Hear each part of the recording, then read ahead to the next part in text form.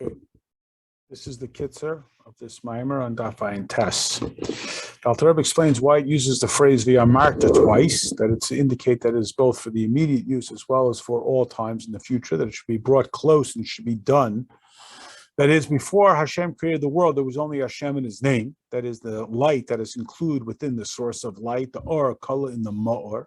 And after it was created, there was the expression of the light, his Parshas or. And this is, of course, a great collapse for the or, and it is intended for the ultimate elevation that the yesh become batel to the ayin. And then we talked about the livyasan, which was created for Hashem's, quote, entertainment, the sachek, and this is the idea of the songs of the mlachim. Then we talked about the bitul yesh is primarily in the Maisar Karbonis. That's where you take the big animal and you turn it back into, you expose its innate nothingness. And that's why there is song associated with Karbonis, and similarly in davening.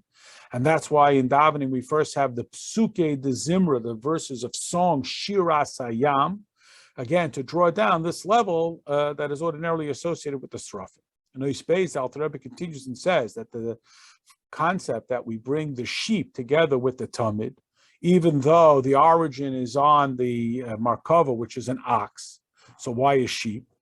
Because the keves has the characteristic of having this compassionate voice, the kol rachamim.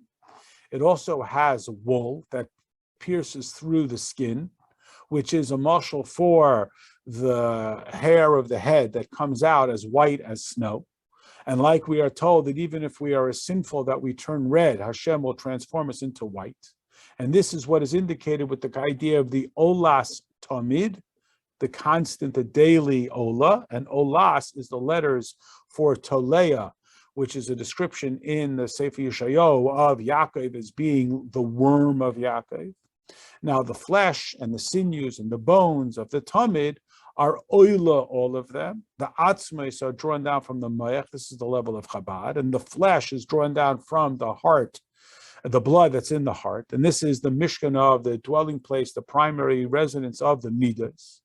And the sinews are that which attach the chachma with the midas, and this is the atzmos with the flesh, and all of this is subsumed in the oila. And Ois Gimel explains that the same is true in davening, that our hizbaininess and our contemplation, how all is naught before Hashem, like the ola that's completely burnt.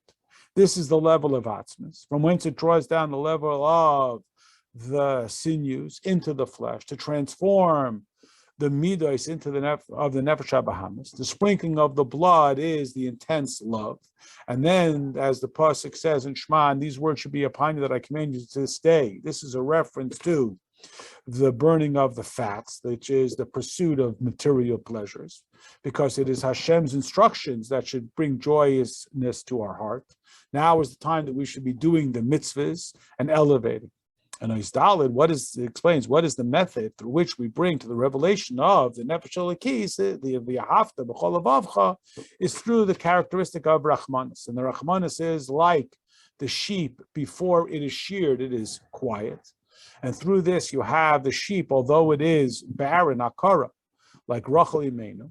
And therefore we have to be Ma'ira Rachamim, which is from the level of Yaakov, that it should be drawn down through the characteristic of Moshe, which is the intellectual understanding that connects the academic with the experiential, from whence we have the formulation, the creation of Rachmanis. And this is what it means, that the keves is made ta'aseh mamish. And this is also the idea that the second keves, that it should be brought as a mitzvah of all of the Jewish people. And this brings the reich nechayach of the karbanos.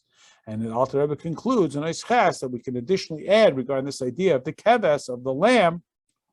And even though the ox has a far greater kayach, which alludes to the greater strength, nevertheless, the keves has the wool in its skin, which alludes to the characteristic of the tzaddik, and the level of the tzaddik that has to be continuous. And that's why the keves is also from the phrase for kivshoinei shel-olam, the one who conquers the world, to draw down this level from the depth, that which is ordinarily hidden, that it should be pronounced and declared like the idea of the skin that is like the rakia that makes it identifiable to us.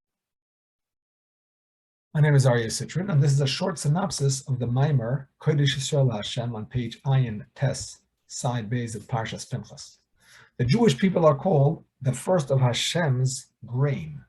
What does it mean, the first of Hashem's grain? What else is Hashem's grain?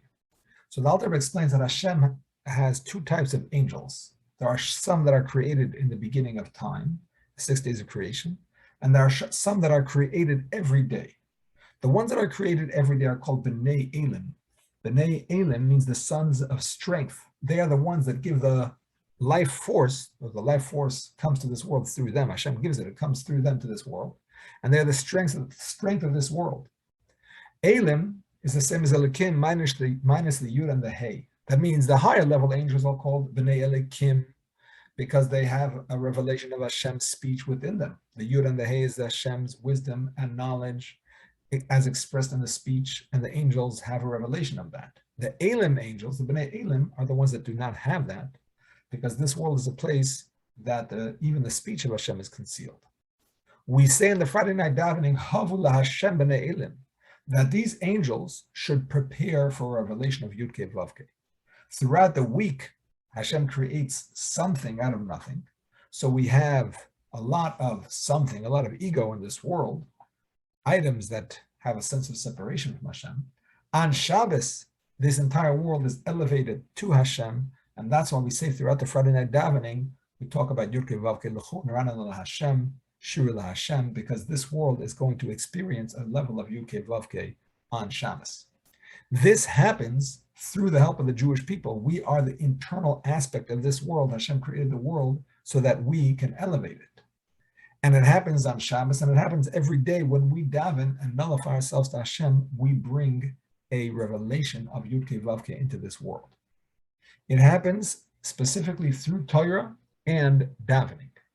Torah is considered to be equivalent to all the mitzvahs. Nevertheless, before we daven, it's forbidden to eat. Whereas before learning, you're allowed to eat. The idea is that when we sleep at night, we don't have our neshamas revealed within our bodies. So therefore, our bodies become more egotistical and more mundane. And in the morning, when we get our neshamas back, that neshama is not able to fully be integrated in the body yet. And it's only in our nostrils, the Gemara says. That means it's only within our intellectual comprehension, but it hasn't reached our heart and our feelings. That's why we need to daven, to bring it into our hearts, bring it into our desire, first of all, and then from there it goes into our emotions, into everything we do.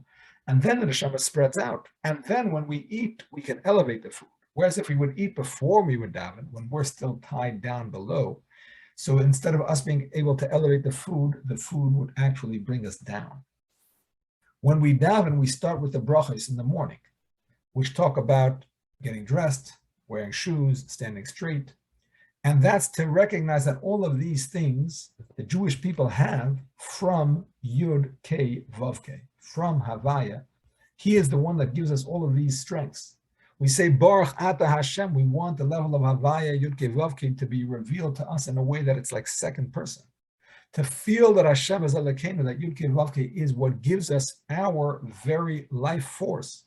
Not like the Goyim who feel that Yud-Kei Vav-Kei is removed from this world. They only feel the revelation of Hashem in an Elokim way, in a concealed way. We should feel the level of Yud-Kei Vav-Kei within our lives in a revealed way. When we feel this, we can say, Shema Yisrael, Hashem Elokeinu, Hashem is our life force, and therefore Hashem is Echad, Hashem is one. There's nothing else in the world, because all of the energy of this world is all from Yud-Kei Vav-Kei. Those are the first two oisios, the first two paragraphs of the Maimer Kodesh Yisrael LaHashem.